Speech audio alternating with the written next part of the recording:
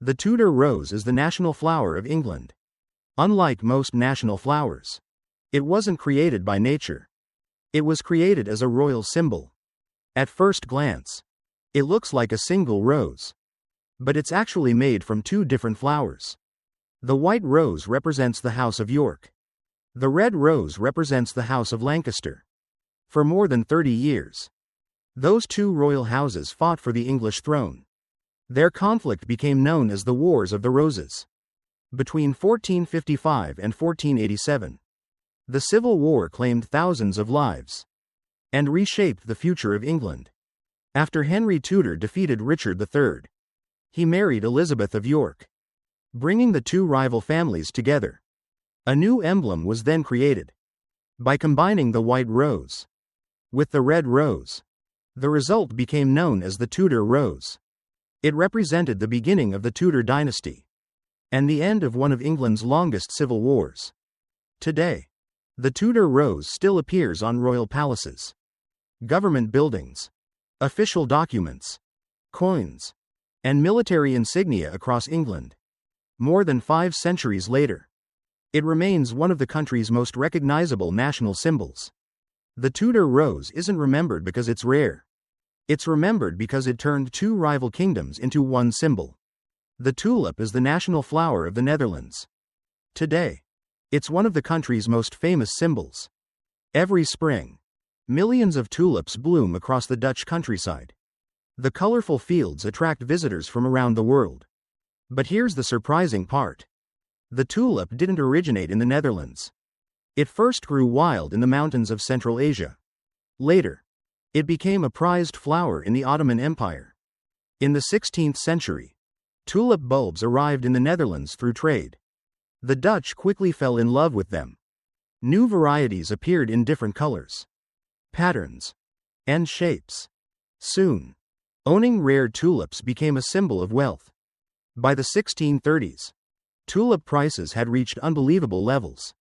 Some rare bulbs sold for more than an expensive house. People bought, sold, and traded tulips purely for profit.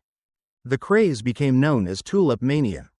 It is often considered the world's first recorded financial bubble. Then, everything suddenly collapsed. Tulip prices crashed almost overnight. Many traders lost their fortunes. But the flower survived. Dutch growers continued breeding even more spectacular varieties. Today, the Netherlands produces billions of tulip bulbs every year. It exports them to countries across the globe. Keukenhof, one of the world's largest flower gardens, displays more than 7 million blooming flowers every spring.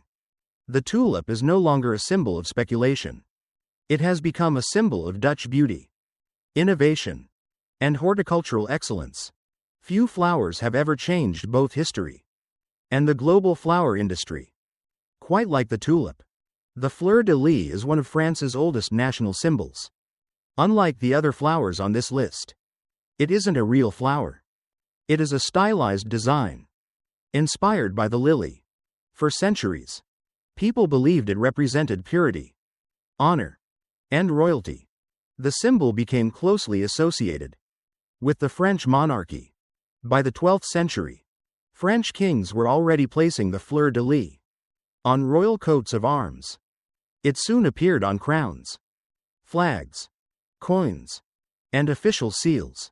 As French influence expanded, the fleur-de-lis spread across Europe. It even appeared on castles, churches, and military banners. For hundreds of years, it became a symbol of royal authority. Then, everything changed. In 1789, the French Revolution began. The monarchy was overthrown. Many royal emblems, including the fleur-de-lis, were removed from public life. But the symbol never disappeared completely. Today, it can still be found on historic buildings, cathedrals, family crests, and cultural landmarks throughout France. The fleur-de-lis has also become an international symbol. It appears on city flags, sports teams, and organizations around the world. Although it isn't a real flower, few floral symbols have left a greater mark On history. Then the fleur-de-lis. The thistle is the national flower of Scotland. It isn't the largest flower. It isn't the most colorful. Yet for more than 700 years, it has stood as one of Scotland's strongest national symbols. According to legend, its story began during a surprise invasion. One night, enemy soldiers tried to sneak toward a Scottish camp. Under the cover of darkness. To avoid making noise, they removed their shoes. But one soldier stepped directly onto a thistle. Its razor-sharp spines made him cry out in pain.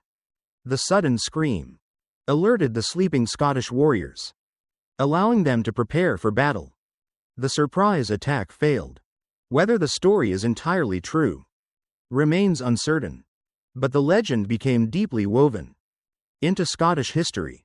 By the 15th century, the thistle had already appeared on royal badges and official coins.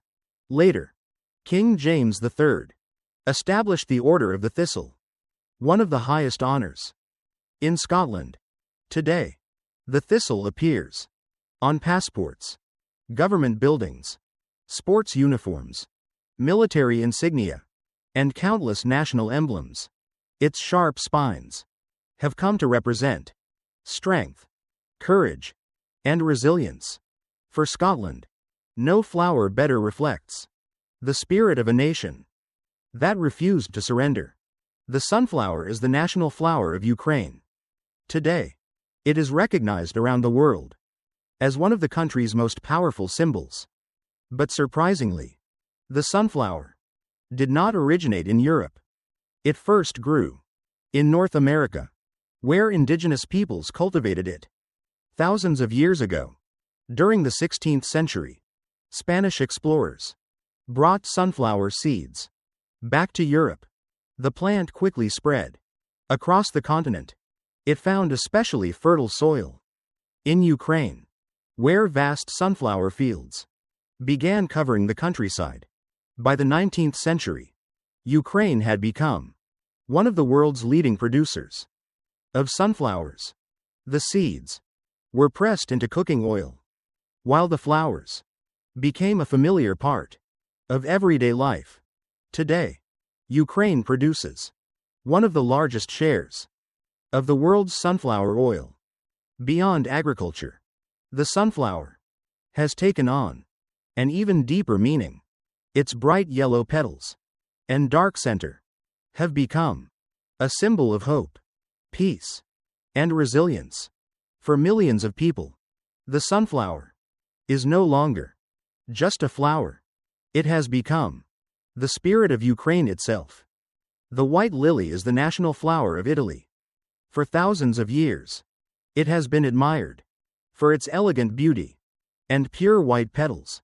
But in Italy, the white lily represents far more than appearance alone.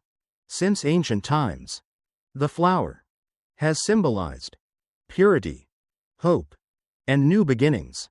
During the Middle Ages, the white lily became closely connected with Christianity.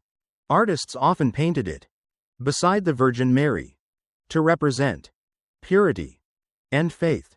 The flower also appeared in churches, cathedrals, religious ceremonies, and countless works of art throughout Italy.